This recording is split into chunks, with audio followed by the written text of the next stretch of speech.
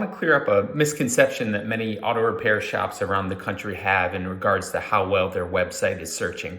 We talk to lots of repair shops every day, and many times we'll ask them, do you know how you're searching? And they will conduct a search and see themselves at the top of the local pack and say, oh, I'm searching just fine. Here I am at the top of the local pack. Well, the reason for that is because the number one factor when it comes to the local pack and what shop shows up at the top is proximity to the searcher. So you will always show up number one on the local pack if you're searching within your shop. In fact, you ought to, and if you're not, there's probably a problem. So please don't think that just because you're showing up at the top of the local pack, that means that you are searching well. That is not your website. That's your Google My Business profile. That is picked completely by how close you are, how close your shop is to the person that is conducting the search.